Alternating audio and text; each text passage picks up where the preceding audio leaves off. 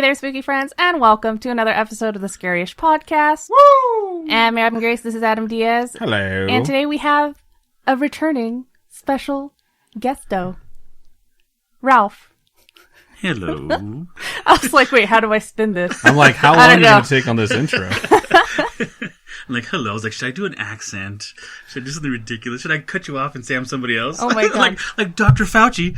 Oh no! Well, I got to say, Ralph, you are in the Scaryish Hall of Fame already as the first two-time guest on the show. How does it feel to wear the championship belt for the third time?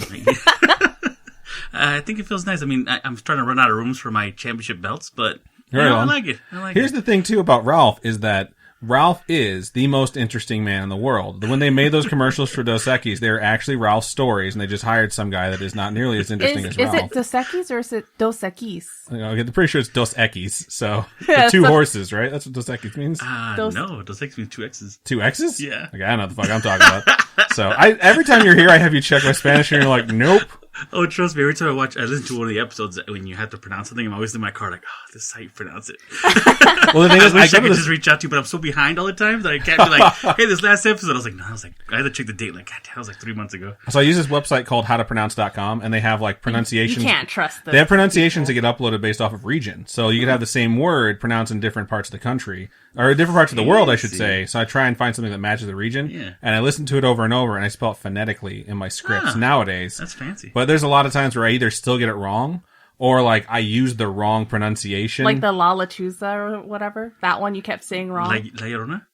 No. La Llorona I said wrong a bunch. A lot. I don't remember saying La Lechuza wrong, though. I think you just wanted to make one up to make me feel bad. That's the owl one. Yeah. So, I get it's the owl one. Oh, okay. So why are you saying, like, you're clarifying it for me? No, I'm I pretty thought sure I you didn't get said it wrong. Okay, I thought you said it like No, I said mixed La up. Llorona wrong for a long Okay. time. So, which we talked about the last time Ralph was here, too. Really? That doesn't make us racist because I'm Puerto Rican. So. It just makes it shameful. That's all it makes for it. the listeners, being in the middle of an argument is kind of crazy. It really is. Yeah. There's no escape for him right now. Dead center of an argument is kind of interesting. We had an argument before the show, and I was like, "Oh, can I use your restroom?" And he went in there and realized those windows are super small, and you can't crawl out of them. It's also the second floor. So he was just like, "I guess I'll go through with this third time thing." I went there and called my mom, like, "Mom, can you come pick me up? Can you come pick me up? This sleepover's not going the way I wanted it to go." I felt so bad. I was like, "Oh, the bathroom's real gross right now. Don't go in there." But I was like, I can't send him to the one downstairs. Like, nope. It's not as gross as it's been. It's not really that gross. It's just cluttered. We haven't cleaned it. It's like my friend's parents are fighting. I don't know what to do. Just pick me up. I have had a kid go home from a sleepover my house before. Really? Yeah. I was at work talking about it the other day. Shut like, up. I was at I have a friend who's she was at a sleepover, and her friend was talking to her boyfriend through a tablet, and she had already they had taken her phone away because they didn't like this boyfriend. So in the middle of the sleepover, the dad caught her, grabbed the Apple iPad, and smashed it on his knee. Oh my God. And then like forced her to go to bed. So the other friend was like talking to me on Snap the whole night, like, I don't know what I'm supposed to do. But I can totally relate though, because growing up, I wasn't allowed to have a boyfriend, got a boyfriend, and then my boyfriend, I think, got me a cell phone, so I was using a cell phone to text him, right?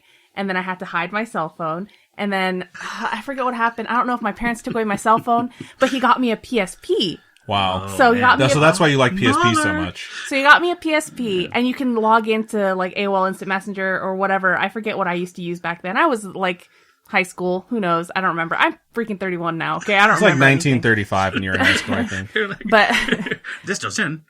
But I would talk to him late at night through AOL Instant Messenger, through my PSP, and then one day my parents were like, "What the?" And they took away my PSP, and I was like, "No!" That's what you get for being a bad kid. Why didn't you just drink when you were in high school like the rest of us? Just go to church and be a nice person. I feel a little bit better now because I was like 4. It was like one of my first sleepovers that wasn't with like cousins. And this kid just started bawling. Like, we were all sleeping, and he just started crying because he woke up in the middle of the night, and we were sleeping in, like, the living room. And he missed his bed, and he missed his blankie, and he missed his parents. It's like, you're 3 houses down, bitch. They're right there. Yeah, so we literally had to call his parents, and they came and got him in the middle of the night. And I, like, never talked to him again. Wow. Yeah, I think we tried to hang out a couple more times, and then he was, like, kind of avoiding me. And so I was just like, I got plenty of friends, motherfucker. I don't need you. I was 4 years old and like, I had a cul-de-sac. I live in a cul-de-sac and you're not from the fucking cul-de-sac. If the road I grew up on was like cock How and many balls. more times do you want to say cul-de-sac? I grew up in the ball sack and he grew up in the shaft. And the ball sack is where the cool kids played. So, just saying. A little bit weird. We should name this the Return of the Tangent. Yeah. Side tangent. When I was a kid, we grew up with a bunch of kids in the streets, and we play like street baseball and stuff like that. Right. We convinced one of the kids that he was younger, probably about 8 years old, that every male was only supposed to have one testicle. What? And Shut up. And he was a freak for having two. He was like, until you finally, God, we're so mean. Kids are so mean. Or like, so he literally was like, nah, I only have one as well. What are you guys talking about? Oh no! Yeah. So I don't know how many years he probably thought he was a freak, but you know, things happen. I definitely got yelled at by other people's parents for like, cause my brother was 3.5 years older than me. So I got picked on by my brother and beat at everything I ever did, just mercilessly. So if we played basketball or football or any video games, he would destroy me. So I thought that's how you played. Like you played fucking like no mercy, like prison rules. And so I made a couple kids in the cul-de-sac cry with like video games and shit and like games of horse. I had one guy come out and he threw me out of the cul-de-sac because it was his basketball hoop we were playing on. I was like, you don't make my kid cry. Get the fuck out of here. No. And I was like, your kid's a bitch. That's all I'm saying. This is supposed to be the sack. This is supposed to be this is supposed to be a safe zone. Go to the shop with that shit. Oh my god! Some real shat behavior from you, Diaz. Guys, I can't even. It's True, that's how it was, man. Oh But my god! I grew up in the 80s. That was back in the 80s when you could pull that shit off. And on top of that, like the people in the sack, the parents down there, they could spank any kid. They could literally come out there and be like, that kid was being bad and I spanked him. And then you'd come home. Your parents would come home. And then they tell your parents, like, I had to spank your kid. And then you get spanked by your parents. Yeah, I get spanked again, yeah. So, anyways, we're like 10 minutes in. We haven't even talked about why we're having Ralph back. Tell you what, episode Return of the Tangent. Right, so Ralph reached out to us, and we had definitely been considering having Ralph back on because he goes and travels all the time. But he also has these crazy stories, these crazy things always happen to him. Yeah. Always. Yeah. If we have time, I'll tell a deodorant story if we have time. Okay. Oh, the deodorant story is so good. Yeah. That's a new one. So we were talking a little bit about having him back on, and he mentioned, hey, if you want to have me back on for an episode, I had an idea for some stuff that we could probably talk about, and it really clicked with me too. I don't know if it clicked with Robin. No, not me. So I'll let Ralph explain it though in his own words. Yeah, so I was at work and we were talking about just, coincidences, kind of like, hey, I had a coincidence happen where, I probably should be dead if it wasn't for just this weird coincidence.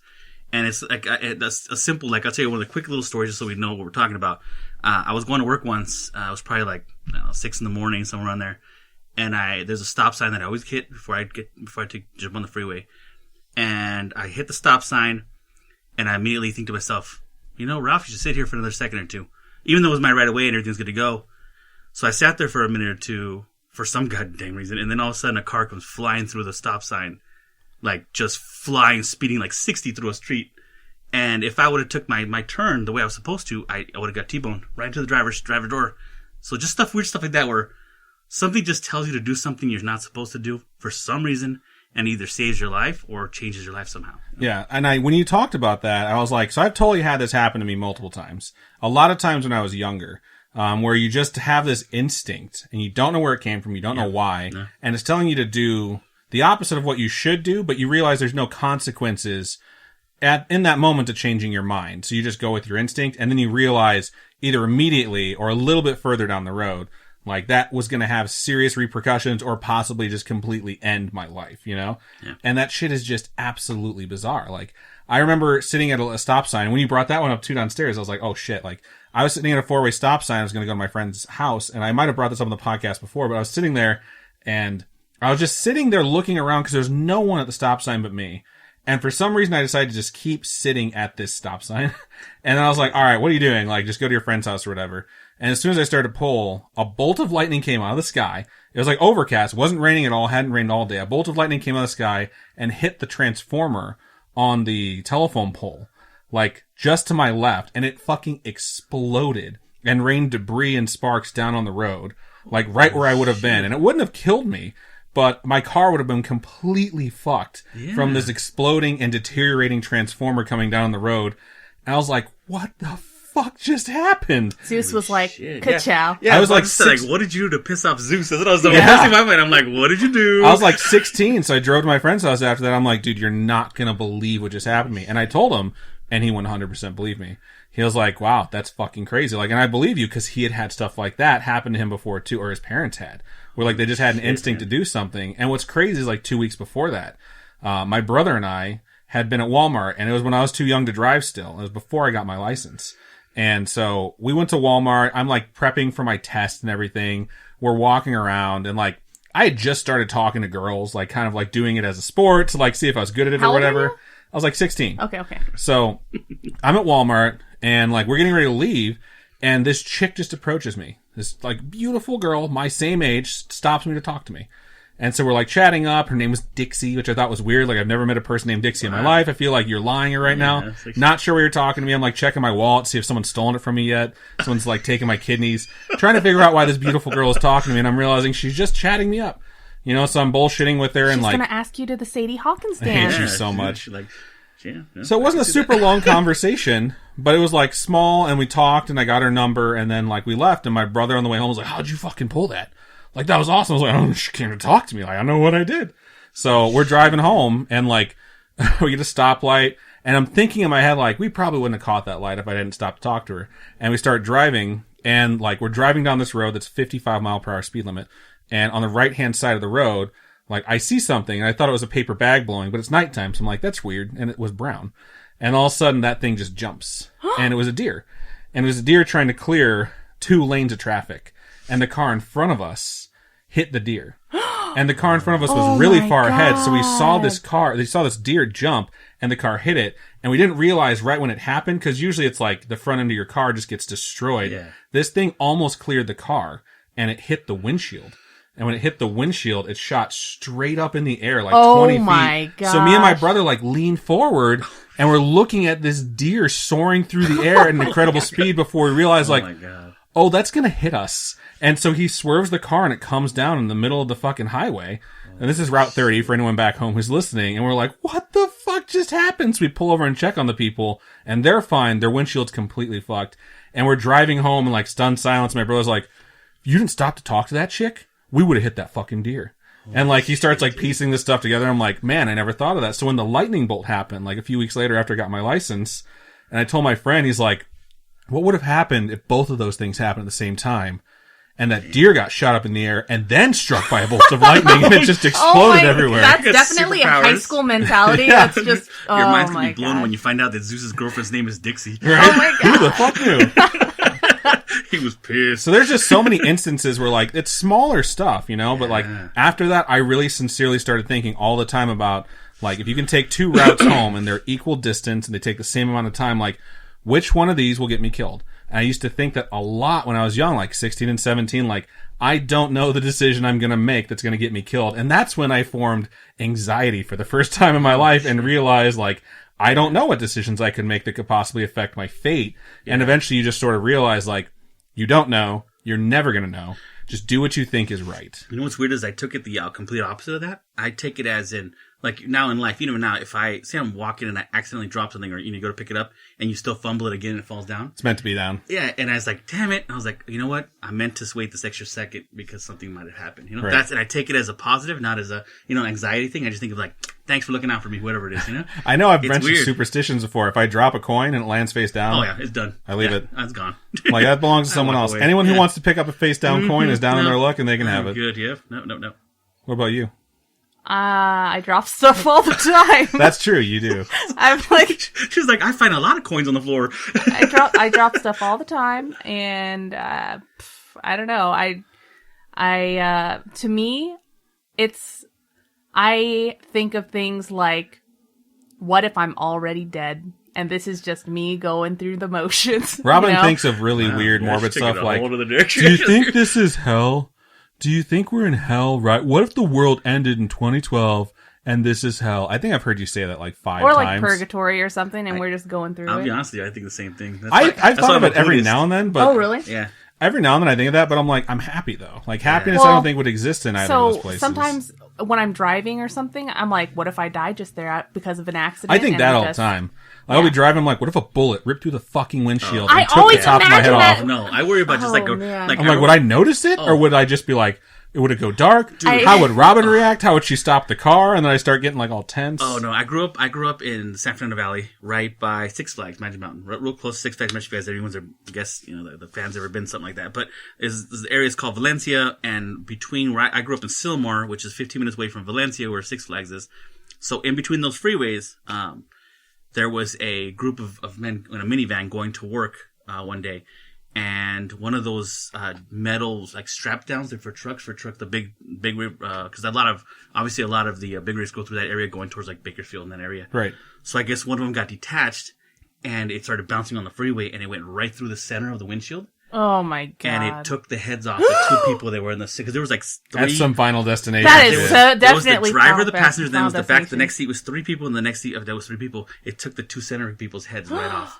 Oh And it my always, because it's so God. instant and so fast, that freaks me out every time I'm driving. Like, what if just something hits the ground and like, because it could be anything. The force of that would go right through your windshield. And would you even notice it? Would you just be like, I'm done? Like, Anytime I hear something chink into my windshield, it freaks me out. Yeah, that does scare me. Oh I've thought my about God. the thing where it's like, what happened if we were driving right now and like a log hit or something collapsed? You see those videos of like luckiest people alive where something collapsed on their car. Yeah. And then I think about like, in a lot of cases though, like you see those videos like luckiest people alive, but in a lot of those cases, like most people die in the car except for one. Yeah. You know what I mean? It's like, that would be so messed up. And I've thought about like, would you have survivor's guilt? Like if I was in that situation, and I saw the two people in the middle go and I live, like would I have survivor's guilt? And I'd be like, in the moment? No. Yeah. Like in the moment, I'd be so thrilled. And then the psychological torture you go through after that. Yeah, it'd be just the insane. guilt for me would be if I was the driver. If I was the driver and that happened to anybody that was driving with me, I would feel awful. Yet when you drive, I'm always afraid I'm going to die. So. You know, the thing I try to avoid is driving behind the trucks with pipes. She does.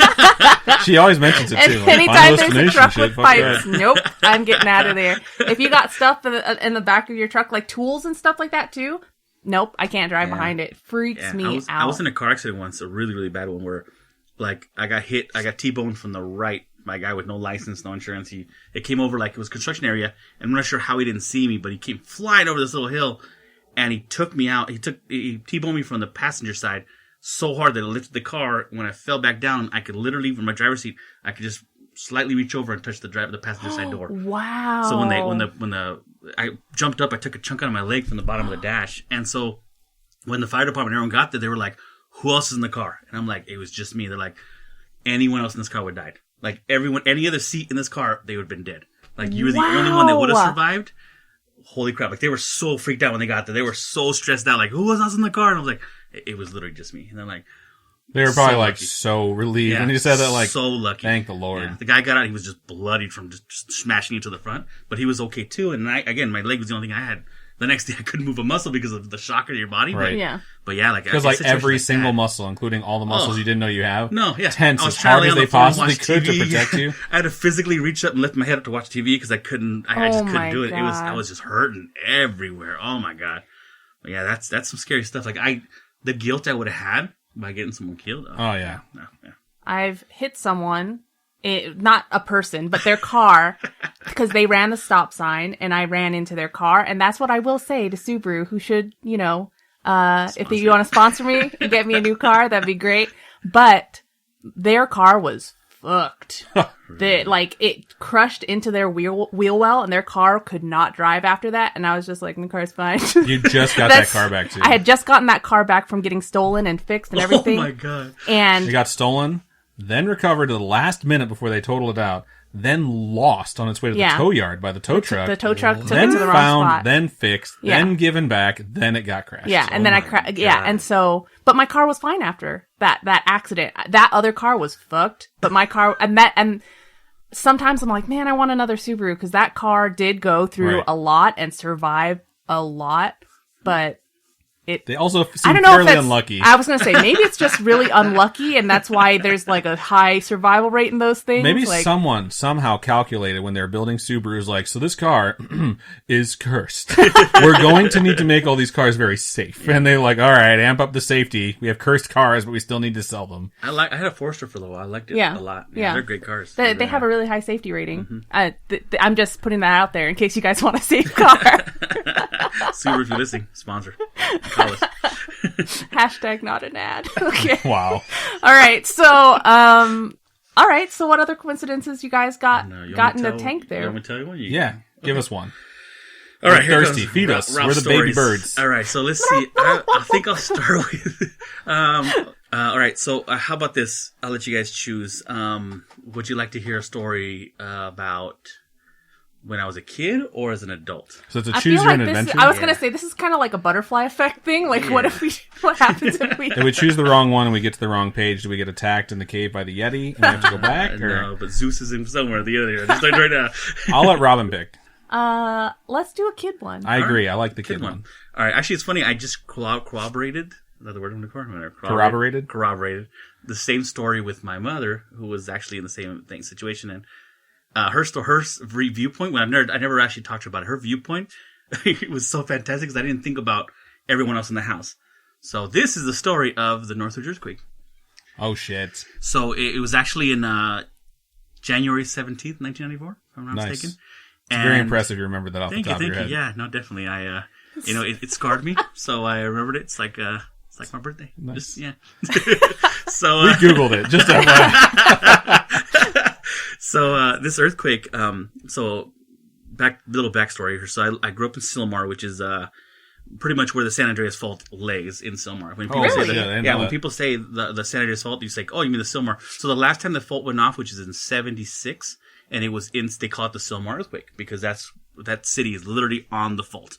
Huh. So, right. we already thought it was a big one that night, but backstory. So I grew up in a house in Sylmar and, I was a few blocks away from the Veterans Park, which used to be Veterans Hospital, which fell and everyone died during the Sylmar earthquake. What? I didn't know that. Super haunted. Yeah. Like I'll tell you haunted stories if you guys don't want to hear about it. What? So yeah, so you ever Google it. This is how all conversations go with Ralph. Like, I'll tell you stories about this if you ever want to hear. And we like mark it down like Revenge of Ralph, episode 4. There's some freaky stories about that part. Really? Yeah, it used to be a hospital and the whole thing, like, the ground kind of pretty much swallowed it. Like, it went down. God. Yeah, it was bad. Fires and just madness. But, funny story. So, that part's not the funny story. No. So I lived in Sylmar and I had 2 sisters. I think my grandma lived there as well. I don't remember exactly who was staying there. I didn't realize until I talked to my mom that my grandma was even staying with us at the time. But, so I had my own room. And I was, this was in, what year did we say? I remembered it was 94. 94. So then let's just say I was young. Let's not age myself. So I was young and I was really messy and I remember I had a cool TV with this nice little entertainment center with my, consoles that I used to play and stuff. And, I used to sit, so it was a big dresser and on top of it was an entertainment center and there was a TV in one of the little spots. It was a tube TV, pretty like 32 inches. Which is, if you ever had a tube TV, they're heavy as shit. Oh, yeah. Even like a 19-inch tube TV is heavier than like a 50-inch flat screen nowadays. It was madness. Yep. And then so I had like the stereo equipment was next to it and VCRs and that kind of stuff. And then I sit below it and I would sleep. I had my room was so messy. I had bunk beds because my cousins was trying to sleep over. So I had bunk beds in case they ever decided to sleep over. Not very often, but my room was a mess, complete mess. Both beds had just clothing and junk all over them. And it was just like, your typical teenager. And so I had a little, sleeping area right in front of the TV where I would sit and play video games and then I'd get bored, I'd lay down and I'd go to sleep there. That was my thing. Everyone knew I slept there. It was just a thing. I was a kid. So the night before the earthquake, I remember I think I was watching TV in the living room or something like that, but, I was going to go to sleep. I walk in my room and I was going to do the same thing I always do, which is just watch a little TV and then, sit on my little spot and go sleep on the floor. And for absolutely no reason. Like, I really could not tell you to this day. I have no clue why I did it. I stopped. I stared at my little area, and I was like, I just don't feel like sleeping there tonight. So I reached over, and I literally, like... Did you shove clothes off the bed? I just completely shoved, 3 pounds of trash off of my bed. Oh, my God. Just, because I was like, you know what, I'll clean it tomorrow. And I just shoved it all down, and I just laid on the bed instead on the bottom bunk. And sure enough, the earthquake hit, at 6 a.m. or something like that.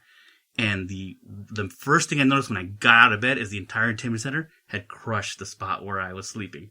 Like the entire thing had fallen right, covering the entire area where I sleep. That's crazy. I would have completely been crushed and died. There's no way, because the first bang was so hard that it just threw everything around, you know? And it was, to this day, I always think about, like, what made me decide, just be like, you know what, today I'm going to sleep on the bed. For no absolute reason, like none. Just something told me, you know what, dude, sleep on the bed tonight. What'd your mom say when you were corroborating the story? Yeah. I'm curious. Her story was pretty funny. She was telling me, so she had a bunch of porcelain dolls, kind of like you guys have dolls up here, like set up like this, and people don't see this magical room, but there's dolls. It's like if it's 10 foot tall, it's like an 8 foot high shelf with stuff on there. So she had Robin's. It's all Robin's. Yeah, it's all Robin's. So, hey, Butters is not mine. I have Butters from South Park up there. Loo. I love hamburgers. Hamburgers.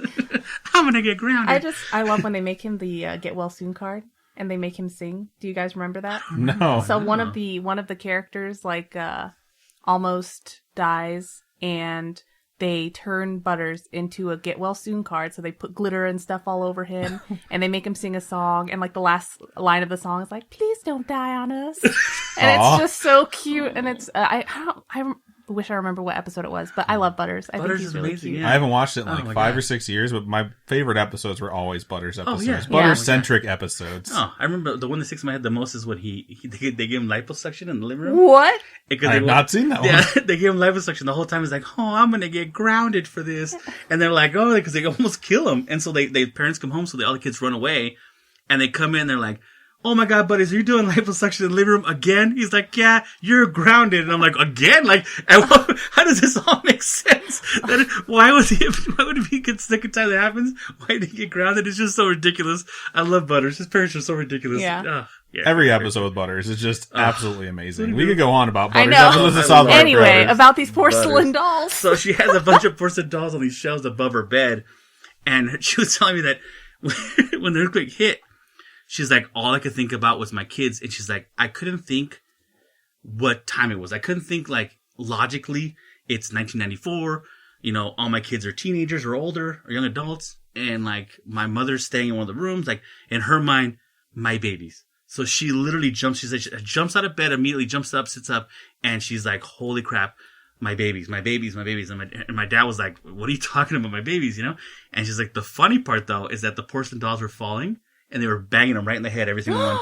So everyone would fall and hit them right in the head, and hit them in the head. And she was in hindsight, it was the funniest thing I've ever seen in my life. God. But every porcelain doll would not miss his head. It was like timing, you know, like they wouldn't fall next to him. They would literally hit him in the head. Every single porcelain doll hit him in the head as they fell down. And she's like, that is the funniest thing in the world. But the power ones that goes out immediately. So all you see is like, you don't understand how, you know, it was like 6.7 or something crazy like that.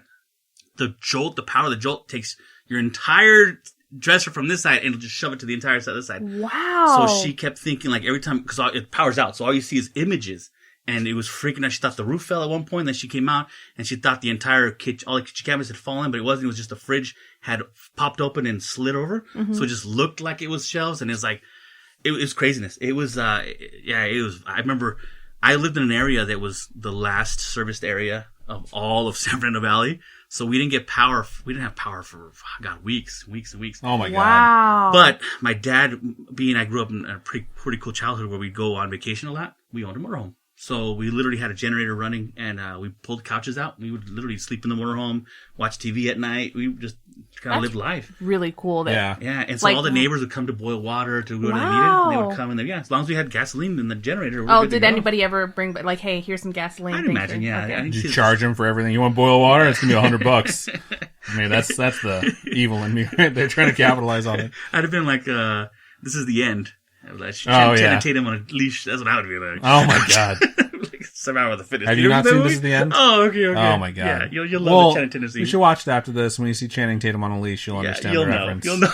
It's so random. Such a random scene. Is he like a sex slave or something? Yeah, we'll have to watch it and you'll understand. So it's a good scene. All right. And then anyone who hears this episode can just tweet at you and let you know. We're not going to let you know. No. Okay. That's not fair. But I don't think Channing Tatum's attractive. Oh. Interesting. Yeah. I don't think he is either, to be honest with you. But like, I have a very specific taste in men. So. Chris Evans?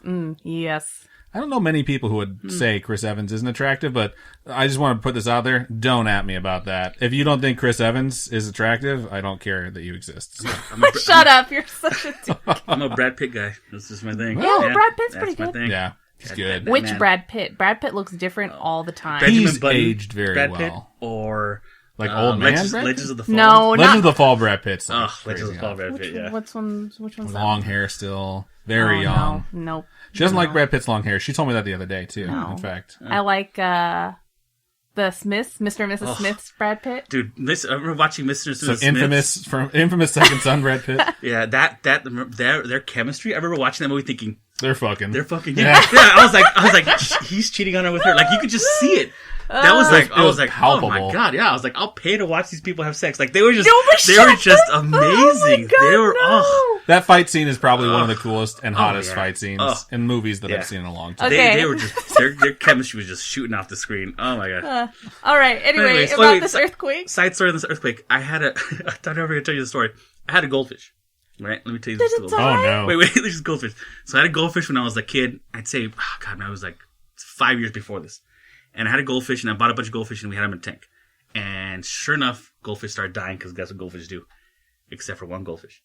And he just kept surviving. And we'd buy more goldfish, and we'd forget to clean the whole thing, and it'd be like this dark green mess, but dude, one goldfish. He would always survive. And he slowly got bigger and bigger. He was and feeding bigger. on the green in And there. it was weird. Like, we would literally, like, I don't think, we'd feel so bad because we literally would not, we would forget to clean the stupid thing, and it would be filthy green, and this stupid goldfish is just living. He's swimming through the green stuff just like with a flashlight. Like, Dude, I don't, this clean. thing, he became huge, almost like koi fish huge. Like, he was massive, Wow. and the earthquake finally killed him. Oh, man. Yeah, because No. everything we had, like, we ended up like buying all these cool. Because we at this point we just respected him as a fish. So we bought other stuff. They had like different like types of cool fish in there with him, and the earthquake sloshed and threw everything out Oh, of it. that Threw all the sucks. fishes out, everything out of there. So yeah, rest in peace. Have you ever thought of R.I.P. getting fishing. a new goldfish? Nah, I think I've saved I gave my powers to that fish, and I think I don't want to do it again. Yeah, there's Nah. certain animals I think that you think, oh, this is going to be a great animal to have. And then once you have it, you're like, that was a good time. I'm good now. Like, I thought that about, like, a rabbit. I thought that about, like, a gecko and a rat. God, I never had wanna get a those, and I rabbit had again. them until they So died. fast. And then I was just like, all right, never again. Yeah, The yeah. maintenance was just too much for me. So. I have one cat left right now out of all my three. Yeah. And when he passes, that's it. I don't think I'm ever gonna another bit. Really? I'm done. Oh, that's yeah. so sad. I don't know. It's just at this point in my life, I feel like they're gonna outlive me for sure. And the thought that I'm not gonna be there to take care of them freaks me out. Aw. So No way. You'll outlive them. You're going to Yeah. live to be like 150. maybe, yeah. Yeah, you're too interesting to go. tell it to Look tell, at Betty White. tell it to Cancer when I get it. Like, You hey, are- hey, Cancer, you stay away from him. You're Cancer good. don't give a shit. Canada's like, nah. We've Yeah. heard about this guy. We saw those Dos Equis commercials. Oh, jeez. Yeah, we know about the deodorant. Yeah. Oh, God. We'll get to that story now. All right. So we got the kid one from you. Mm-hmm. So we need to get the adult one from you now. And I am assuming adult as in age and not as in, like, theater ratings. So Oh, AO, adult only. that's video game ratings. So You must verify that you're 18 and older. damn you, NSFW. computer. Damn you, computer! You'll never know. You know what? The adult one's interesting. So, my mom told me a story. So I'll tell you mine. Then my mom told me a story of her situation with this kind of the same thing. So I'll tell you that, which is really interesting too. But so obviously I was in the Marines. You guys all know my background. Yeah. And so I was training in the desert once, and in the desert areas they have these kind of like areas where everyone stays. Where Like barracks type thing? no, because it's desert. So they just have the areas where everyone can stay, and they stage their own tents and stuff.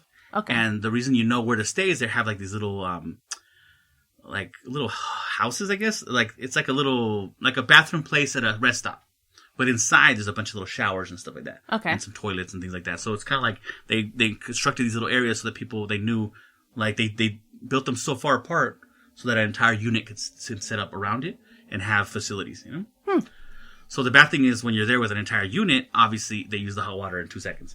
Right. So you're screwed. Yeah, you're getting cold water. Or you're staying up till 4 a.m. to take a shower. I guess it's just the thing. So being water transport, we had our own vehicles. So we literally would go do what we wanted to. You know, we'd sleep in our vehicles with the heater on. You know, because What? the desert, people don't realize is the desert gets So cold, yeah. it's either blazing hot where you can't even like leave your stuff on the ground. Like you can have like a water jug. If it touches the ground for more than a few minutes, it'll boil the water inside. Like so, it's hot water. You can't drink it. So you have to hang all your water from places so that it never touches the ground. Wow. Or it'll immediately become hot water. Is it something like if you hold your phone outside, it overheats? Kind of like that, yeah. Just the weird thing is like, isn't how they say when you like out in the wilderness, you have to sleep on something. You can't sleep directly on the floor because it'll suck the heat out of you. Have you guys ever heard that? Like, if you watch like, I've heard that, yeah. You put leaves. You haven't heard that from Alone before? I obviously did not pay attention. I don't know. It's the thing. You have to put something in between, a barrier between you and the ground, because the ground will either be so cold it'll suck all the heat out of you, so you'll freeze, or again in a situation like that, it's too hot and it'll boil your body or it'll kill you. Either which way, you'll die overnight, whatever. So, anyways, point of my story. It gets cold. We're talking, with wind chill. It was so cold sometimes when I'm out there that we would have goggles and bandanas over our faces, because the minute you took the bandana out and talked to someone and the wind would hit your lips, it would burn the skin right off your lips. Oh my Immediately your lips were done. Like, so you have to always constantly keep yourself covered because the sand flying through the air, but also like just the coldness of it. So anyways, having a vehicle, it was really advantage because for us, as long as we fuel the vehicle in the morning before everyone started their stuff, Yeah. no one really noticed what you do with it. And it was just pretty much like an open fueling for everyone in that unit. So you can just show up in a little convoy of all the other cars, get your stuff fueled, and you go back. No one knows any difference. So a lot of us would literally have the vehicles on all night with the heater running, and you would just sleep in the vehicle all night and just chill out while everyone else is freezing. But anyway, so this particular time, Oh my god. something we all discovered was, hey, we could take our vehicles to one of those little gazebo-looking things with showers far and take a hot shower on your own because the water there hasn't been corrupted by a million Marines. Oh, okay. So a lot of us would just do that. We would just, when everyone's ready to go to bed, we'd just take off and we'd take our vehicles off to like Egypt and we'd go hit another one of those places, turn on all the stalls. Not literal Egypt, right? No. Yeah. Okay. If you turn on all the stalls and you get hit by hot water from all these different directions, it's fucking beautiful. It's something out of a movie. Wow. So we take these when he pops up through that center.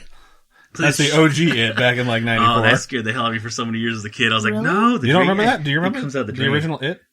They make the nerdy kid take the shower. Yeah. Beep, beep. And he goes in the showers, he's alone, and he turns one on, and then they all turn on. And then like they all start like coming out towards him, and he like puts himself into a corner, and then the little drain in the center of the room gets poked out by It's white glove. Oh my And then he like God. puts his hands through it and then just widens the hole so his whole body can come through. Just to come out and taunt the kid. That's the first thing I thought of when you were saying, like, turn on all the showers. I'm like, it's fucking inviting demons, Ralph. Scarred me as a kid, for sure. Wow. But, so that particular night, our unit was lucky enough to get I guess it would be like, you ever seen in places they have, like a hangar, like hangar for a plane. It's like a round hangar thing. Absolutely. Yeah. So they constructed these every now and then, in the desert as well. And these weird things were pretty new, but they're smaller. But they're just enough so you can come in, the floor's concrete, you come in, you put a bunch of like, little, like. Cots or something? Cots, there you go. Thank you. You put a bunch of cots in rows and people can sleep in there instead of being in the cold. Mm-hmm. And so we were lucky enough to just happen to get this cot for this little hangar thingy for the night. And they brought in a heater too. So not only that was everyone not freezing because it went outside, we had a cool little heater inside. It was a little oil heater. It was nice, So anyways, everyone's going to bring to bed. I'm like, let's go. So I take my little vehicle out to the middle of nowhere. Take a nice long shower. And I remember coming back just feeling great. And I pull up and I come in, and as soon as I open the door, eye level, there's a layer of smoke. Eye level. What was on fire? So, oh my God. Fun fact about oil heaters is if they get dirty or if they mess up in some way, you start burning the oil. And it immediately is just nothing, it just shoots out nothing but carbon monoxide. So you literally will die in your sleep. Like everyone will. And so it had been going on for so long. When I walked in, I could literally like eye level smoke, and everyone was still asleep. So for some goddamn reason, if I didn't go take a goddamn shower and be a fucking prima donna and go take a shower by myself, I'd have been in bed as well. We'd all be dead. Did they die? No, I literally went in there and I saw that and I immediately freaked out. I started screaming, turning on lights, and people kind of groggy, getting out of their cots. Everyone went outside and they realized what had happened. And I literally saved everyone's life. Like, wow. The entire unit we would all died. And because I was the only one that went to catch a show. I was the only one that decided to do that. Everyone else decided to go to bed because we had trained really hard that day. And so if I just, again, wasn't prima donna, I literally saved like 30 people's lives. Sometimes being an asshole saves lives. Oh my God, don't say that. It was the craziest thing. The reason that I brought up is that somebody, at work, we have one of those stupid heaters, and somebody turned it on. What's so crazy about that is I saw an ad randomly on Amazon for one of those oil heaters. Yeah. And I was like, I haven't seen those in so fucking long. So metadata collection is so powerful now. It's permeating time and space. Yeah. And knew you were going to talk about this and gave me an ad for it 6 hours ago. Which is so fucking weird. Jesus. Yeah, we were selling one at work, and I guess I was in the back doing some paperwork or something, and I opened the front door to come back out to the front floor with everyone else, and I get hit in the face with the smoke, like just the smell of burnt, like, what the hell is that? Like, someone turned on the heater to test it out in the store, like, and we let them, like, we didn't even know they were trying to turn it on, you know, they just turned it on in the store, and it immediately shot out smoke everywhere, so we had to, like, vent all it, because it's literally smoke, it's like nothing but carbon, you know, like, it's it'll kill you, so we had to have all the doors open for a while to get the smoke out, and it just reminded me of that story, and we started telling it to my coworkers, and I was like, and then it reminded me of the earthquake story. And then it reminded me of a bunch of other crap that I've gone through. And I'm like, holy crap. I'm like, I should be dead. It's like, oh, gotta like text Adam 10 and Robin. times over, yeah. And I was like, time to hit up my spooky friends. That's so funny. Yeah, dude. It's just crazy. Yeah, so I don't even know if it's a blip on their idea in their minds. You know, they think back the way I think back. But I literally, and it's funny because I never even put too much weight into it until I was telling that story to our coworkers. And I was like, holy shit, I saved everyone's life. Like, it never even clicked because it's just one of those, like, bunch of idiots. Yeah. And you don't think about it, but I could have just been asleep, and no one bothers you when you're sleeping. Right. And we're all dead asleep and training all goddamn day. I feel like the Reaper is listening to this episode like, damn you, Ralph. Yeah. Oh, yeah. Was anyone annoyed that you woke them up? Honestly, they were all groggy, so no one even noticed. Like, they were all kind of like, what the fuck's going on? They kind of like, everyone groggily came out into the cold. Yeah. And that's when they're like, holy shit. They opened up and they turned that thing off. They dragged it outside, and they tried to ventilate as much as possible. But... That's fucking crazy. Yeah, dude. That's so nuts. It's weird because I have a carbon dioxide like a alarm in my house, and I've had to go off once because something was burning or something. I think we were no, you know what it was? We have a fireplace, and we forgot to open the little vent that hits the fire. Gotcha. Yeah. And so it went off because it was filling up without us even noticing. It had filled up enough to where it could have been dangerous to humans. So it went off. And I remember my mom was telling me a story about it happened to her once, and then. Recently, we were having a conversation about the earthquakes and stuff, and we started talking about the carbon dioxide thing, and she was like, holy, I'll tell you a story. And she was a kid, she has two sisters, and it was her mom was there, so they were all living in an apartment, and something, I don't remember if they were burning something or something went off, but the carbon dioxide hit, and they all passed out. Everyone passed out. Oh my God. And the baby cried because it was hungry, and it woke up her dad. Wow. And it woke up her dad enough to be like, what the fuck is going on? Like, cause he was all messed up by it, and he realized everyone's knocked out and not responsive. Like, he tried to get everyone, and no one was moving, and he's like, oh my God. He took the baby out, and he like immediately went to the neighbors and was like, please, I need your help. I cannot take these people out of this house, you know? Something is wrong. They're all passed out. And so when they came in, they like, oh, this is what's going on. So they ventilated everything out. They got them all out, and my mom woke up on outside in the grass, and she was like, holy shit. So what was it that caused it? I don't remember. They were there. Like something, it was a heater or something. I don't remember. She told me the story, but I can't remember the exact reason what. But it's one of those things where if her little sister that was a baby at the time had not just cried because she was hungry, they'd all be dead. Yeah, because everyone was out. Everyone was just they were just taking. They passed out, but the dad was happy to be taking an actual nap. You know, so he got woken up by the crying. But they were all completely passed out. She doesn't remember. She remembers being in the house. And she remembers being outside when they woke her up. Wow. Yeah, it was crazy, but that's so scary, dude. You just never, it's a silent killer. It really is, because you don't really know how much smoke is enough smoke to kill you. You don't know. You don't. Yeah, honestly, we have like so many smoke detectors in this house that are old that need to get replaced. So I'm sitting here like, God damn it, we need to do that right now. I'm not staring at an empty one that's sitting on the road. That one exploded. The battery inside it literally exploded. She thought it was a gunshot. I was here by myself. No, I was here upstairs by myself, and then I was found me from Hawaii. I was up here by myself, and Linda was downstairs. I think she was working or something. Linda is Spooky Mom. Spooky Mom, yeah. As soon as you said Linda, I was like Spooky Mom. And so I was just working or doing I was doing something in here. Adam was at work, and all of a sudden I hear this loud noise and a really high-pitched, loud screeching alarm, and I freaked the fuck out and just like screamed, ran downstairs, and your mom was like, what's going on? And I was just like, oh my God. I was like so panicked. Oh my God. Replace your fire alarms. Change the batteries. That's scary, dude. Don't leave that stuff in there because batteries explode. Oh my god, that is scary as hell, dude. I was so scared. I came home and they're like, you won't believe what happened today. Yeah, and I was like, did you change the I battery? showed you what the battery looked like. It was like It completely... exploded the top off. Yeah. Of it. It's a 9-volt. It's 9-volt crazy. top like completely exploded. And I'm pretty sure we had just changed it like maybe 6 months prior. Like at most. So. Change your fire alarms, people. It's important. If we're doing battery stuff, don't lick batteries either. That's a thing. Okay. I'll tell you a horrific story that's stuck in my head for years. Before, when cell phones were brand new, okay, and not like brand new, but the pocket-sized ones were new, and you could have a charger. You just plug the charger into the wall. My sister and I used to fucking lick the end of the phone chargers. It's just the worst idea ever. Because you would get... They're lunatics. You would get a buzz. You would get because you get the little electric charge. You couldn't just do heroin like everyone else? But you know what's funny? Like I just recently learned because Just kidding, don't do heroin. The crazy thing is I didn't realize just because I at the Veterans Affairs you do a lot of like mental health stuff, and so I went to a class once where they busted out those things that you put on to like reach your muscles. Those, 10s machine. 10s. They call they you put them on and you put these little electrodes and it's just on the electric charge. Yeah. That... So if you put them on your earlobes, there's a thing. It actually it gives you like a buzz. Like you get buzzed out of it. Is it because there's electricity passing through your brain? Yes. It's a thing. It's like it's an alternative to taking drugs, like to taking like Prozac and things like that, because it mellows out. It does. It's just like electric shock therapy, actually. Yeah, but it's low level and it literally not just like it's just similar in some. It was funny because you have to because I kind of wanted one because I want to use it for muscles and stuff, but also that'd be kind of cool. So you have to go through 3 classes. So I did the first one and I just never went back to the other classes. But while you're getting the whole class, he hooks you up, he puts it in your earlobes, and then they teach you on a whiteboard. He shows you all the different things of how it does the exact same effect as the drugs do, except not without detoxing your body and stuff. So it's actually better than doing the drugs and stuff like that. And while the whole time he's doing it, it's happening to you, by the end of this whole little class, you are so chill. It's like it is like wow, like it's a thing. Like you're like I got high on electricity. Well, Cyberpunk I'm 2020. Like, oh my god! I'm not licking any more battery chargers. I was like, this is good. Did you? Oh my god!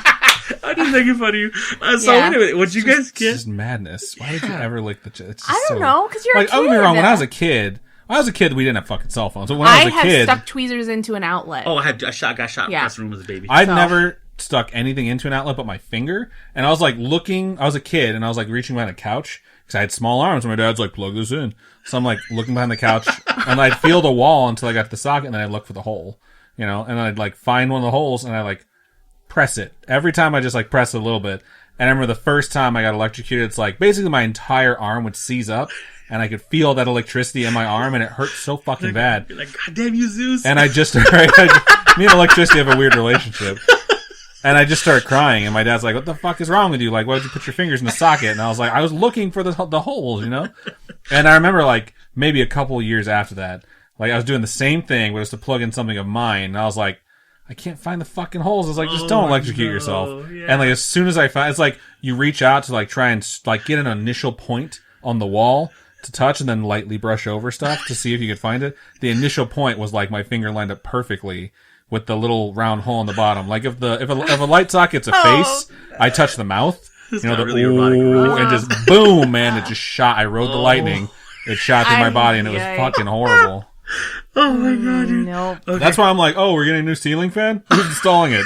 This is fucking not me. Like, I've watched my dad get electrocuted installing so many ceiling fans. I'm not doing that shit. At my parents' house, I don't know what stoves they have there now, but we used to have an electric stove. And if you stood, it was like electric stove and then sink to the left.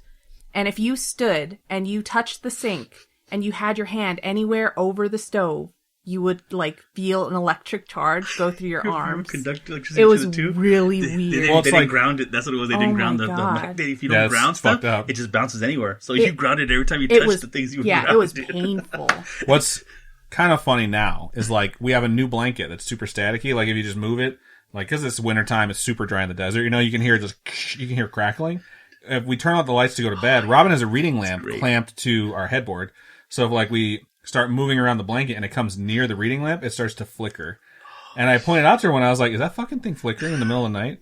And she's like, is it? And it freaked her out. And then I realized, like, oh, it's got to be kinetic energy passing through. And it's actually making it flicker. And now every time we go to bed and the lights are out, we can totally see it happen. That's so it's crazy. like, okay, explain phenomenon. It's not like all the other fucking lights in this house that turn on and off on their own. So no, the cool thing is too, those blankets you can actually sometimes see the like the, yeah, if you have the lights out, you can see the So, sparks. Yeah, whenever you see the we sparks. first It's cool. dry that blanket, and if you put a dog like our corgi on it, She loves she- getting shocked. she likes walking She across it. walks and around. If the lights are off, you see all the blue lights coming off of her tummy. Yeah, she'll walk around. She does this every day. She walks around and generates static electricity. Or she sees you lay on the couch and she thinks you're staticky. She comes over and she bumps you with her nose, trying to get zapped. And sometimes like you'll just be sleeping and she bumps you like pop, and you can hear the pop from the static. And she gets so happy and she wags her tail and you're like, ow, bitch! Like what the fuck? Why'd you do that? When you're awake, it's adorable. When you're sleeping, you get electrocuted awake. It's not as funny, but My best pet sleep story was the power went out. So we put up a bunch of candles, and we set up a bunch of candles next to the table. And I remember I had a really cool wine radio. I thought it was cool. So like I was lighting it up so I could listen to like, what's going on with the storm. It was here in Vegas, and all the power went out. So it was me, my ex-wife, my wife at the time, and then there was a little like side table and all the candles there. So my cats are curious. So they see these candles, and they're like, and I remember seeing one of my cats kind of reaching for the flames, and I'm like, oh no, this is a bad idea. But I was like, whatever. So I'm doing my thing, and all of a sudden, it's like something hot, wet hits me in the face, and everything goes dark. Oh my god! He hit the little thing we had with all the candles on it, and flipped it, so it showered both of us, and completely showered both of us in the face, and everything went pitch black. So now we're covered with hot wax in the darkness. Oh my god! Yeah, it was so funny because for me, you're like, this is just like my dreams. Touch my nipples. I know. Don't you kink shame me. So for the best part of the story is that I'm bald. I shave my head, so it was cool for me. I just went in hot water. I washed my face off. I got all like wax off. My ex-wife has long hair like a normal woman, and it was stuck in there, and she could not wash it out. So I had to boil water on the stove, bring it in, and then dip her hair in it so that the wax would come off. Oh, it was such a process just to get all the wax out of her hair. It was fantastic. Oh my god! But yeah, the cat got me. Goddamn cats. They're new too. They tested it first to plot and plan the trajectories, and they're like, I'm gonna get this. It was so weird. They perfectly got us both right across our pillows. They got us both in the face. That's both so of funny. us. So, all right. So, one last thing. I'm not sure if you have any more stories regarding coincidences that or small decisions you didn't realize how much they're going to change your life. But I do have one. I remember what it was going to be. So, I've kind of mentioned this a little bit on the show before. I haven't gone into super specific details. So, when I was younger, and this is teenage years, probably like 15, 16. I think actually I was 16, and I was staying at my friend's house. The 60s. The 60s, back in the 60s. Staying at my friend John's house. My friend John's house was around half a mile away from another friend of ours, AJ. And AJ was a girl that we knew, and she was pretty popular. She was actually really cool too. She wasn't like a bitchy popular chick, and not like the typical thing like a mean girl or anything. Sounds like the plot to It. So this is kind of funny. So a lot of backstory happened that no one really needs to know about. But all you really need to know is when I was 16, probably like 14 to 18 actually, we TP'd people's houses a ton. So there was a big rivalry, little bit of bad blood, in fact, of like the boys versus the girls. Because they would TP our houses, we TP their houses. It's kind of fun. We'd have exceptions every now and then where we get together and TP someone's house that we really fucking hated. So there was this one Easter that came by. What a waste of resources. So, okay, there's this one Easter that came by, and we're like, me, my friend John, my friend Ethan, we're like, we should TP Lee's house. Oh. My buddy Lee, I've talked about him before, I was like, we should TP Lee's house.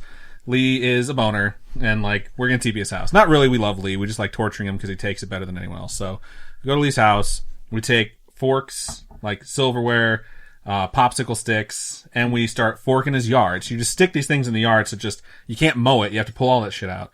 And since it was gonna be Easter... I was literally about to tell you, I was like, a thing that they do out there on that side where you're from, because my friend told me a story about how they like put a bunch of forks in the lawns and they'd break them. So you couldn't see them pop. I was like, what is that thing? I was going to ask you if that's we didn't break them because we didn't want to be assholes, but we put popsicle sticks because you still want that, like, just the stick in there. So that is such a thing. We did it Saturday night, and then Sunday morning was going to be Easter. So we also took 100 Easter eggs and we put a penny in each one. Because we were hoping Lee would think $1. We were hoping Lee would think there would be like a $50 bill in one of them or something like that. So long story short, which is impossible at this point, but we went there. It took us like 3 hours. because we had to fork the whole yard. We had to go back over it and do it again. Then we had to put all the fucking Easter eggs. Plus, he lived on a busy road, so every time someone came by, we had to lay in the fucking ditch. Wow. And then we teepeed the house.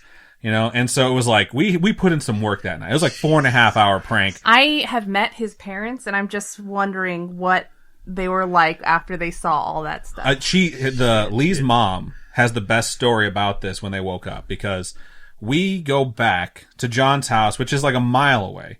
So we pass AJ's house. We're like, I wonder what the girls did tonight. We get to John's house. John's house is completely fucking trash. They TP'd the fuck out of his house. It's one of the worst, like by worst I mean best, one of the worst jobs I've ever seen. I was like, holy shit, it's going to take days to clean this up. So we're like, it's not like we were in teepee war. Like, we hadn't fucking declared anything. Like, we were working when they did this. Like, this is fucked up. So we laid down, we went to sleep. The perspective from my friend Lee's mom's is that they didn't do anything super special for their daughter for the first time for Easter. You know, they're like, oh, she's older, she's going to realize the Easter Bunny's not real, spoiler alert. And what? So they woke up, and they all went out, because my friend Lee saw it, he's like, what the fuck? And so they went out to see what it was, and Shanna thought it was the most magical surprise of her life. Because there were Easter eggs everywhere, and she was fucking running around the yard, collecting all the Easter eggs. They each had a penny in them. And they told us later on at like someone's wedding, like 6 years later, it was like, that was the best thing you ever did. Like, we were kind of mad at first, and we saw how happy Shanna was. We're like, this was just so perfect. So they loved that. They absolutely loved that we did it. Now she's an adult, and now she's getting married, and it's just she's a full-blown grown-up and everything. So that's the long backstory, okay? So we had this night, we spend the night at John's house. Girls are at AJ's house. We know the girls are at AJ's house. We have like 6,000 rolls of TP. Like, we're gonna fuck that house up. You don't Something have awful. 6,000 I'm dead serious. I took at least 2,000 rolls over there on my own. Like, we went to Sam's Club, and I filled my back seat and my trunk up with as much TP. I spent like my entire paycheck on TP. We were not fucking around. Not fucking. Whole another level shit, man. We went back and forth. Zeus hates him, right? We went back and forth TPing each other's houses all fucking night. It escalated to the point where like they showed up, and I think they threw eggs at our cars in John's driveway. So we're like, okay, fuck you. So we took like shaving cream. We were writing like bitch like all over the porch and stuff like that. And I had fireworks, and it was like 3:30 in the morning. So I'm like throwing fireworks in the yard. Like, we're going to wake your mom up. You're going to be in trouble, AJ. Fuck you. So at some point we get a call. Like, you guys got to come over here. Like, AJ's mom is pissed. So we go over at like 4:30. She's like, this shit has to stop. Like, my house gets TP'd every fucking week. She doesn't clean it. I fucking clean it. So we're like, all right, we're sorry. We go back. We stay up till like fucking 7 a.m. The sun is up. We know we're all in deep shit. Everyone's parents have been called, and we're like, this is going to be rough. So we go to sleep, and I get a call at like 10 o'clock. And I answer my phone, and this is like right when I first got a cell phone. And it's my brother. And my brother's like, hey, you have to come pick me up. I'm like, what the fuck are you talking about? Like, you have a car and a motorcycle. Why do you need me to pick you up? And he's like, I need to go to the store. Like, I need to go to the gas station, and my car's not starting. I was like, take your fucking motorcycle. Why did you buy a motorcycle if you're not going to drive the fucking thing? And he's like, I don't want to drive it right now. He had the feeling. Like, he had that instinct. Like, he didn't want to drive the motorcycle. Yeah. And I was just like, I just went to sleep a fucking hour ago, dude. I'm not coming to get you. I was like, I'm not coming to get you. Plus, my car was like fucking triple parked. There was no way I was going to get that car out of there. So like, just take the fucking motorcycle. So I go home later. I wake up at like 1 p.m. I go home. My brother took his motorcycle to go to the store. And as he's sitting at a stop sign that's brand new, it was like a three-way intersection, it's like a T. While he's sitting there, a car is coming, and they don't realize it's a new stop sign. They're thinking, why the fuck is this guy stopped? But they're coming in the opposite direction of my brother. So he's in the other lane. And the guy that's at the stop sign is stopped legally, and my brother stopped legally, and they're just facing each other, seeing who's going to turn first. And the guy that's coming is coming from behind the opposing driver. Yeah. So he thinks this guy stopped in the middle of the road. So he goes into the opposite lane to pass him at a stop sign. Oh my God. Doing like 45 miles per hour, which was the legal speed limit there. As my brother decided, fine, fuck it, I'll just turn. So my brother starts turning, and this car T-bones my brother on the motorcycle. Oh. And he was able to lift his leg up off of the bike so that it wouldn't get smashed between the car and the bike, and it launches him into the windshield, which then shoots him off of it. And he goes up in the air like 20 feet, and then comes down and just rolls to a stop, and his clothes are completely tattered. And he goes to the hospital, gets checked out. They're like, hey, you're fine. Like, somehow you're fine. He's wearing his helmet. They're like, thank God you were wearing your helmet. So I get home, he's like, it's your fucking fault. Yeah. Like, it's your fucking fault you didn't come get me. And I'm like, how the fuck would I have ever known that was going to happen? Like, if you had the instinct not to take your bike and I wasn't going to come get you, why the fuck didn't you just stay home? Yeah. Like, you didn't tell me you had this instinct not to go. Yeah, you just told me I had to fucking come do it. You called me, you pulled the big brother card, you're an asshole. And I was like, no, I'm not going to do that. So, long story short, after that, my brother develops paranoid schizophrenia. And when they go and they finally start examining him, they say, like, you know, he had certain issues that are definitely a contributing factor to the disorder, and it's around the exact time when someone starts to develop paranoid schizophrenia in their lives. But they ask, like, has he suffered any head trauma? Has he had any sort of brain damage? And it was that motorcycle accident. And they ask, like, has he had a motorcycle accident? And we're like, yeah, like 18 months ago. And they're like, yeah, we have these sort of things that happen around 18 months after motorcycle accidents, like almost to the day. They're like, so his disorder is significantly exacerbated by his brain damage. So I'm like, fuck. Like, if I would have known, I would have just taken him to the fucking store. Dude. So I think of that one all the fucking time. Yeah. So that definitely dramatically affected my life. So. Wow. Holy shit. Yeah, so I figured I'd save that for the end to bring everyone down. Wow, yeah. Dude. Realistically, I was going to put it in the middle, and I somehow completely forgot that I actually decided I was going to traumatize everyone. I feel like I have to tell a deodorant story just to liven the mood up a little. It's funny because I've told that story to everyone, and everyone's always just like, dude, it's not your fault. I'm like, it's not your fault. I'm like, I know it's not my fault. I've told one person that story, and they're like, it's your fault. Oh, the thing there, though, is that that disorder is something he already had in it. Yeah, they said like he was already exacerbated, which they're like he's borderline personality disorder. He had antisocial personality disorder. We all knew that. Mm-hmm. We all saw that developing and getting. I won't say worse. Just he it's around your 30s where it starts happening, right? Or 28 or something. It's like 18. Is it like 18? Between like 18 and 24, you can develop like the paranoid schizophrenia symptoms. You can develop it at any time, but it's very common to happen around then. Yeah. But I think I was 16, so he was 20. Holy shit! Damn. That's It's deep. It's dark. All right, let's talk about some deodorant. Yeah, let's jump into the deodorant story. My God, yeah, I feel like I have to deodorant now. Yeah, please do. Please bring us up a notch. So I told you guys a story recently. I literally had to call you guys and put you on speaker and tell the story because I was so blown away by it that I had to tell everyone that I knew that would appreciate a good story. Just a disclaimer: this isn't like a creepy story or coincidental. This is a weird story. Hilariously creepy story. This is what I define as the ideal Ralph story. We're like, what the fuck? Like that just doesn't happen to anyone but you.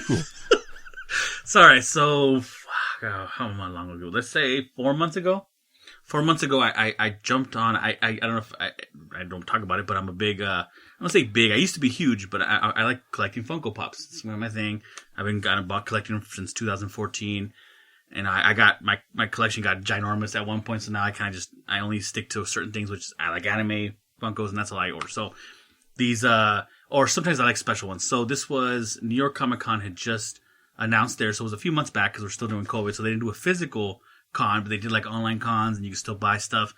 So these special Wolf Bart Simpson from Treehouse of Terror. So I ordered those, and also was about to start getting cold, and I don't own enough sweaters. So I had ordered. I had jumped on like Walmart and bought a bunch of like hoodies and stuff. Yeah. And while I was on Walmart's website, I was like, do I need anything else? Since I'm already ordering from Walmart, do I need anything else?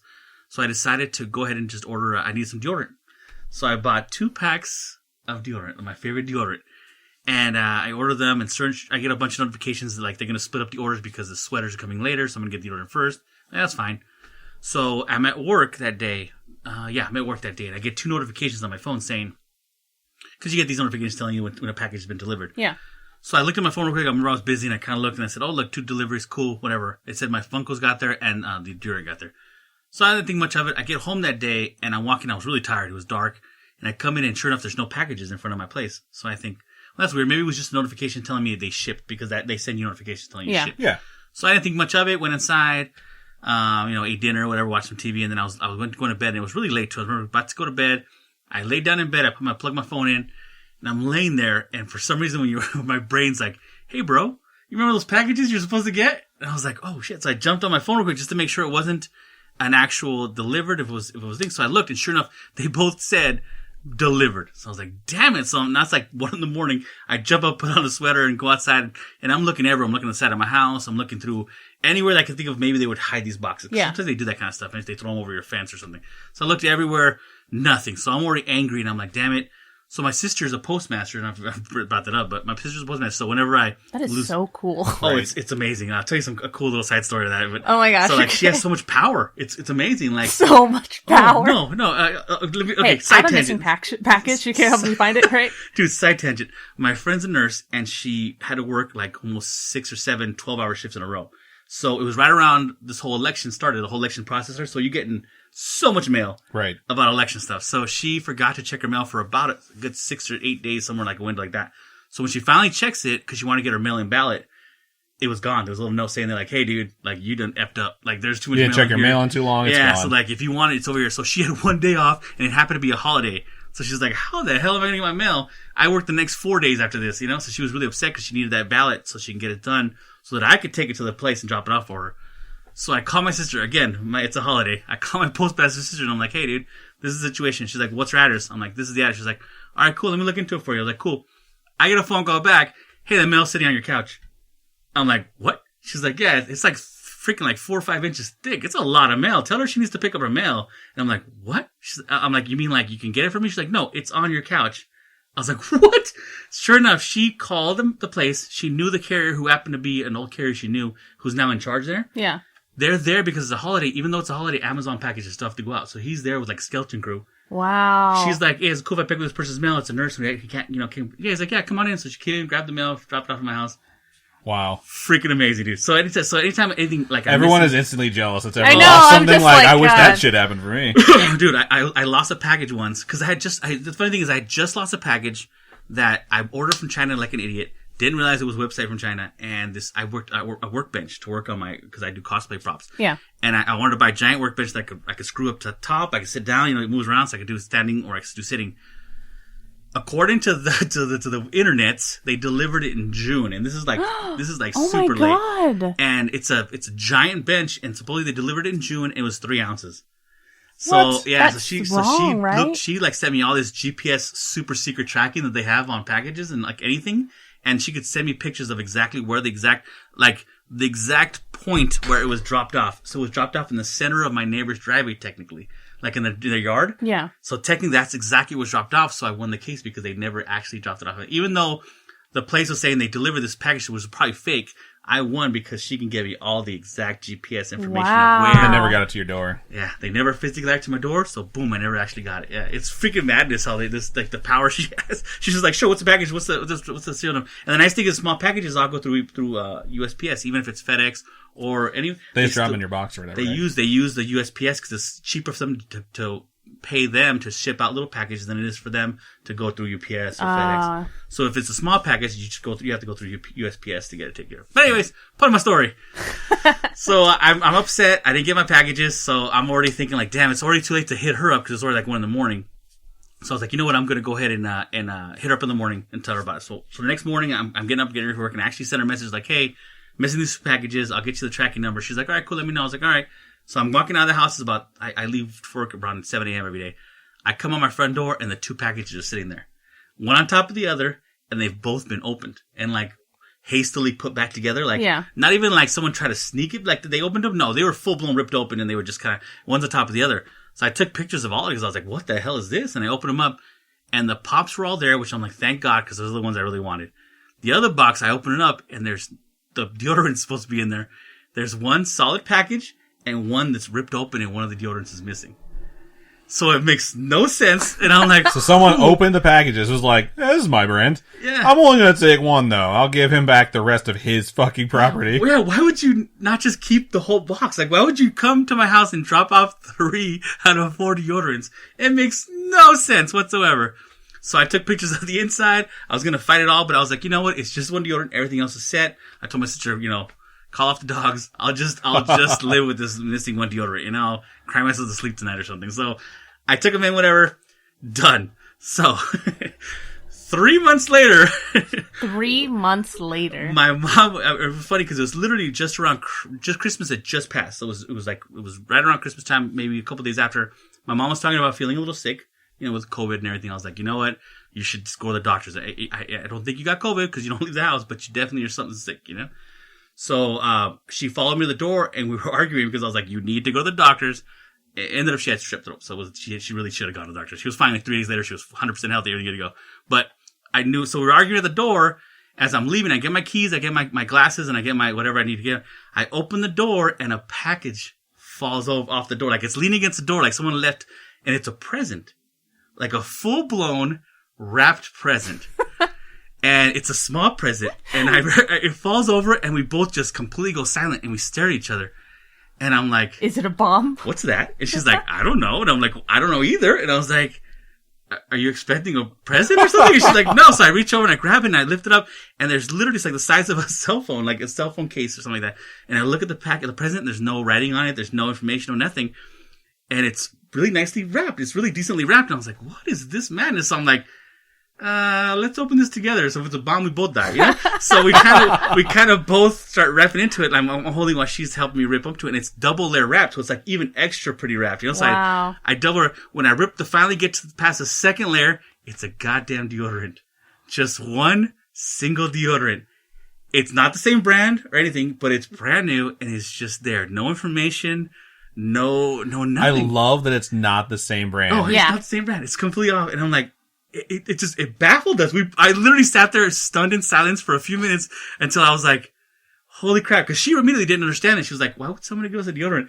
And all of a sudden it clicked at me. 3 months ago, someone stole a deodorant from my house. Like, do you think, and I think this is what my theory is, my working theory on this is someone saw your packages and they were like going to a job interview. It was the most important day of their life. That's And what I like to believe it. They're like, I stink. Like, I am sweating like a fucking pig right now. Maybe that package has some deodorant in it. And they open up the Pop Toys and they're like, god damn it. And then they opened up the other package like, yes, thank you, God. And then someone came by and they grabbed them both and they ran. They put on the deodorant. They got the fucking job. And then they waited and they gave your packages back, but they couldn't give you an open deodorant. Yeah. They're like, when can they give him a sealed deodorant? Yeah. Finally got his few paychecks. He got his apartment. Yeah. He's got food got in the his cupboards. Life back together. Yeah. He's got his wife finally talks to him again. His kids respect him. Changed his life. Yeah. One day he's like, you know what? I would like to think that you buy regular deodorant and this guy got you, or I'm just assuming this person got you like the fanciest, most expensive stick of deodorant out there. That Gold Flick stuff? Yeah, it's like Goldschlager for your armpits. Did you know they have Chanel deodorant? Oh my God. Fuck right off. It's only $20.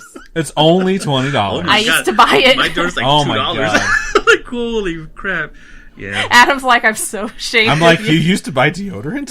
Fuck you! Fuck you. COVID's changed a lot of things. That's all I'm saying. COVID's changed us all. Yeah, man, that just, it's such a weird, it's the kind of story that you can't make up. No. Like, it's so elaborate and so ridiculous that the whole day I was in like shock. And then finally when I got home from work, it hit me hard. That's when I finally got home, I was like, holy shit, that just happened. So I called everybody. Anyone that would listen to my story, I was like, you need to hear this. He messaged us like, can we video chat right now? I was like, you're goddamn right we can. I was like, I'm sorry to tell you this story. It is one of the weirdest things I ever had in my life, and it definitely is a rap story. Yeah, like I don't know anyone else that ever happened to. I've done stuff like that to people when I was like 16, but I didn't steal packages. I think porch pirating is just the trashiest shit ever. Trash. But I did steal Christmas decorations. That was my fucking jam. This is just going to be an episode that doesn't make any sense. Like, all these stories don't match with each other. But what I did was someone had a Mickey Mouse that's like a Santa Claus Mickey Mouse that they'd have on their porch, and it was really cool. Is that the air ones? No, it was one of the hard plastic ones. I used to take the air know. ones all the time. Like Griswold's when he's punching that thing. Yes. Okay. So I used to take the blow up ones right when they first came out, because I was like, oh, those things are cool. I want them. So I took this other thing because I was like, that thing is awesome. I want to take it. It'll go really well in my basement with my 11 blow-up ones. I need a Mickey Mouse. So I told my friends, like, hey, pull over. And when I used to say that, they'd be like, please don't do it.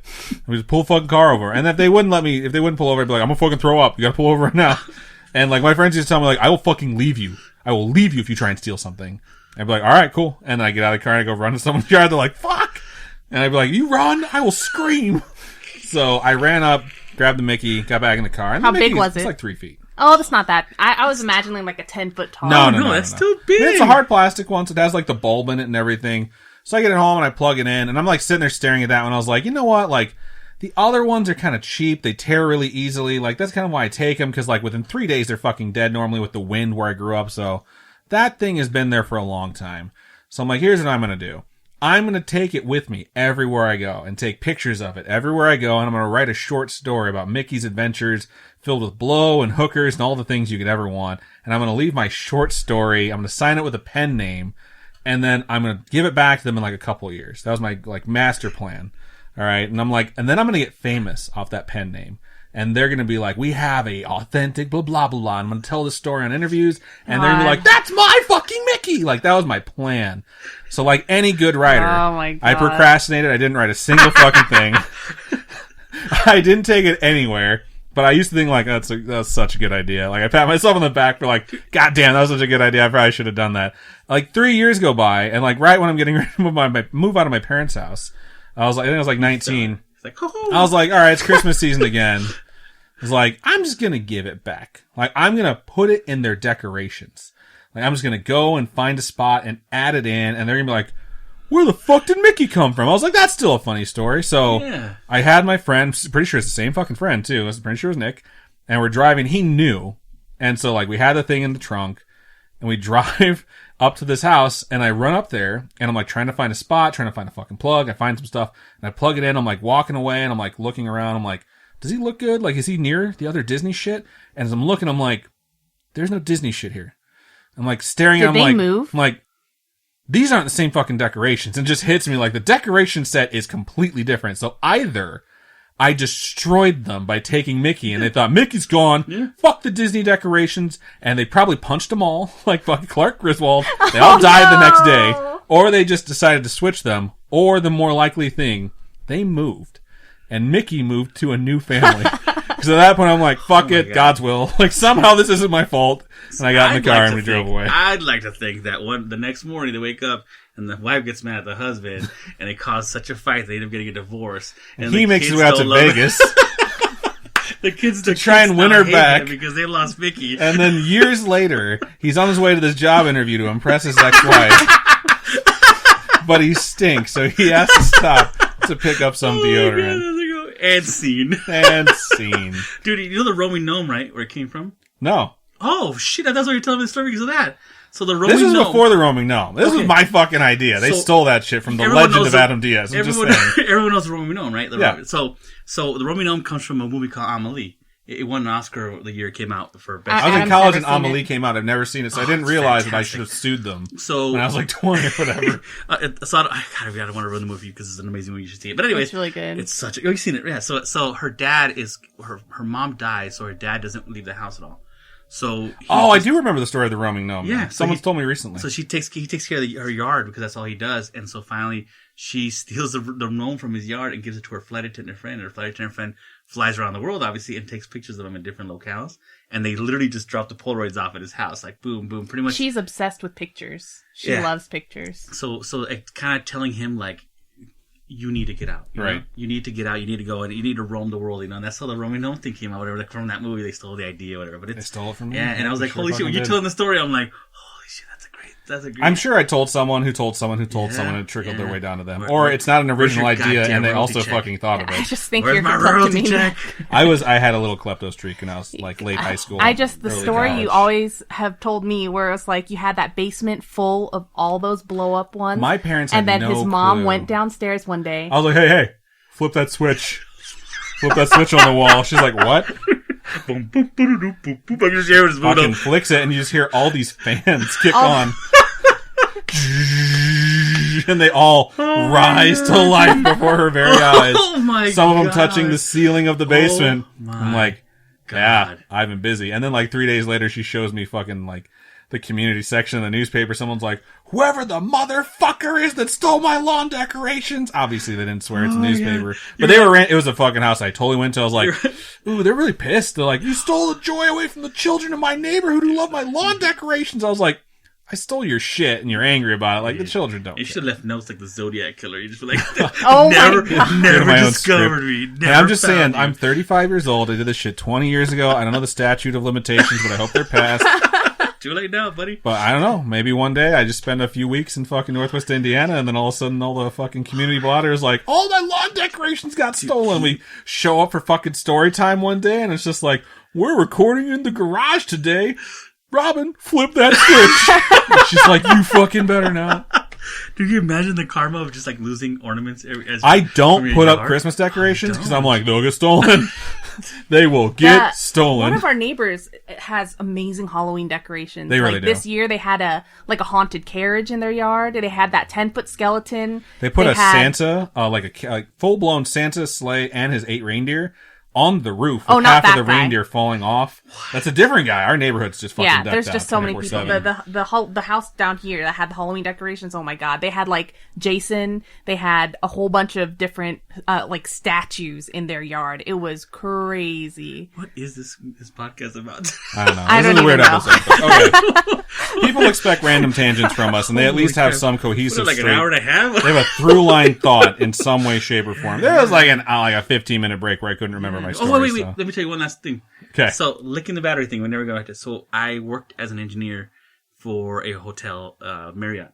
I worked kitchen work, but they taught me pretty much every position in the whole goddamn hotel. Engineers are straightforward at hotels. You go and fix whatever problems are in the hotel rooms. It's a great job. It pays better than what I was doing. So I every time they need an engineer, I was in. Because I have some mechanical background, which is going to be mechanic. Blah, blah, blah. Anyways, point of the story. We went to go pick up a fan because one of the laundry room fans that go on the wall that actually ventilate went out. So we just had to go buy that fan motor. So we found it. The other engineer, the head engineer, found it. So we went on a road trip to go pick it up. And when we get there, I guess he's really good friends with the cashier, and they're talking that someone had recently bought these giant batteries. They look like kind of like C batteries for like your smoke detectors, but in large form. Mm. And that one friend dared another friend to do it on the workplace. Oh God! And he licked it like you would lick a regular thing, and he burned his face off. Oh my God! It melted his whole face Shut off. No the way! Front door. It was so strong. Yeah, that's why I'm like, do not lick a battery. That little thing is like, like it feels weird. That's like the chemical. Yeah. So it literally just melted his face off. Like he's done. Oh my God! And I was like, holy. Oh my God! It stuck with me for months. I was like, oh my That is God. I gotta say, it's gotta be the most ridiculously powerful battery ever. However, it's probably just a good, wives' tale to keep people from licking batteries going forward. Also, I've don't lick licked Nintendo batteries. Switch cartridges. Those apparently taste terrible. So, Have you ever tasted one? no, I refuse. I'm not gonna do it. I'm not going to say I did or did not. How do they taste? Oh my God! Terrible. See, I knew it. I work at GameStop. So someone out there, if you owns a Switch We've game, all worked at a GameStop. Switch game with my DNA on it. Just saying. That's a weird way to think of it. You got a little piece of Ralph. Yep, I opened Little a brand new piece of case. Ralph with you. Oh my brand new God. game, so I know no one else licked it, and I was like, I licked it real quick, and I was like, that's disgusting, and I put it in a little sleeve, and somebody else owns it. Oh my so God. someone owns some of my DNA out It's there. a good thing no one works at GameStop anymore. Good Lord. Yeah. All right, this God. was a very fun episode. This was fun. This is just a chit chat. This is just We had the some coincidental stories like we said we're gonna have. We had some random stories. lots of tangents. We had some tangents, some fun stuff. But what else do you expect from us? I mean, you should know the deal here. So, all right. And most of you will never know the other tangents we go on when we. I marked so many of these and I take them out. So we talked. We had a Hawaii tangent. It was great. Man. Yeah, it was some good stuff. All right. So here's the thing, though. If you have had a coincidental instance in your life where you're like, yeah, come to think of it, died, or I should have died. Everyone This has changed to my have life one, yeah. for better or for worse. We want to hear about it. You don't have to have a coincidental story to email us, but we definitely do want to hear about that. Plus any supernatural, spiritual, creepy in any way, shape, or form, true crime, or some extraterrestrial. haunted parks. Send them our way. You can email storytime@scaryish.com or go to the website scaryish.com and click on Contact Us. When you fill out that form, it comes directly to us. You can also hit us up on any of our social medias. Facebook is facebook.com/scaryish-podcast. Just totally occurred to me someone from back home might listen to this and be like, I'm going to kill that motherfucker. Yep, you done fucked up. You can go to Twitter @ScarishPod or Instagram @ScarishPodcast. Robin, for folks who would like to donate to us monetarily, how can they do so? So it's January, which is January Patreon Push, and I'm just going to put this out there, patreon.com/scaryish-podcast. There are a whole bunch of different tiers. Tiers start at $1. And at $1, you get ad-free episodes. You also get access to Patreon exclusive merch. And, and if you don't like the whole monthly tier thing, you can also do one-time donations at ko-fi.com/scaryish-podcast. Those are one-time donations. All your donations go to helping us upgrade our studio setup and keep us going. And, if you folks have been with us since the beginning or have gone back and watched things from the beginning, you'll notice that our audio is so much better. Our video is a lot better for our live streams. And that's all thanks to donations from our lovely spooky friends. So we really couldn't do without you. We really couldn't do anything without Ralph. It's true. Ralph is the wind beneath my wings. So thank you so much for joining us, Ralph. It's been an absolute pleasure. Can I make a suggestion for one more donation style thing? If you have a decoration, a Christmas decoration, Oh god, like maybe I don't know, like a blow up one. our And PO if you go to box the is on PO the box, website. yeah, go to the PO box. I'm dying to God. see how many Just- of these things Oh I my get god, shipped. if we It's a can get small any P.O. Christmas box. decorations, I cannot wait to get you. So you guys get that letter, like with the PO box company, like what the fuck is Yeah. going on? Like, you have a small PO box. What are you doing to us? I cannot wait. So please, if you have, it's now Some blow past up the Christmas. decorations. Yeah, I would love to see how many blow They're up all on decorations. clearance. I'll put them all in the backyard. Oh, Hashtag fuck it. Yeah, I cannot deny nor admit that I will go find one tomorrow. Oh no. And make sure it gets mailed to you guys. Ralph, would you like to pimp out any of your stuff you have going on? Nothing too exciting. I'd love to. Whenever I do decide to do some good stuff, I'd love to hopefully the community and reach out to you guys and stuff. Cool. I do. I know I've talked with you guys about it, but I do make props, cosplay props. You gotta You get an post it on Instagram, Insta? yeah. For your Yeah, props. I'm literally gonna start an Instagram here real soon. I'm waiting for the con to start because I don't have pictures of people wearing my props yet or doing Oh, that cool. stuff. So I'm waiting till at least the con comes up or something so I can take a couple shots and then pimp them out like that because I definitely enjoy. It's like the fun thing that I do, and I do commissions and stuff. And to be honest with you, I do a lot of it for free. It's just I do it for the fun, not really for the money. But I also would like to start I've been talking forever, that movie podcast, and maybe have you guys on. That'd be great too. Yeah. Yeah, absolutely. So what's your Instagram so people can kind of follow you for now? So Beast Nerd, just B3AST _N3RD. It's just Beast Nerd. So no E's, just threes. Gotcha. With an underscore in between. Yes. Right on. Well, thank you so much for coming on, Ralph. We sincerely appreciate you. You are the most wonderful person, I swear to God. And the most interesting person. Interesting man in the world. And I will say one last thing before we go out. Back in October, I had the most miserable experience of my life trying to get my father moved into a new place, and the new place was just a shithole. And they basically fucked us over, and my father was homeless. And I literally had to figure out where to put all of his stuff and where he was going to live in like a 90-minute period. And I was like, I don't know what I'm going to do. So I took care of one problem at a time. I called Ralph, and I was like, yo, dude, do you have anywhere for my dad to live? And he was like, give me a minute. So I was like, all right, I found a storage locker. In the meantime, he called me back and he's like, hey, so my sister works for a hotel chain. She can actually get you a weekly rate at a really nice hotel. And, it was a great rate. It's cheaper than I've ever paid for a hotel. My dad stayed there for 3 weeks. And, without you and your sister, my dad would have been homeless and I would have had to, make fun of him about that for the rest of my life. Oh But, my god. Earlier I was going to ask you how your dad's doing. That's awesome. yeah, sincerely, it's probably the most amazing thing anyone's ever done for me or my dad. And he was like weepy. He was so happy when we walked in that hotel room. Like, Really? I'm just so That's happy. really Like, nice. Yeah, they have someone, kitchens and everything. my dad is not very religious. He was raised Catholic and he talked about God taking care of him for the first time in my life. When we Blessed got be into the that fruit. hotel room. I hate you so much. And he was like, God is good. God was good This to is me the way. today.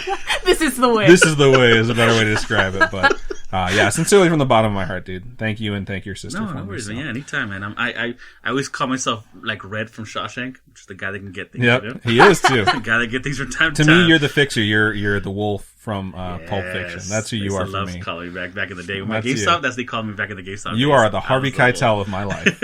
So, all right, that is everything that we do have for this episode of this really long episode of Scaryish. So, Robin, why don't you go ahead and sign us out? Keep on creeping on, and we'll talk to you guys later. Bye bye. Cool music.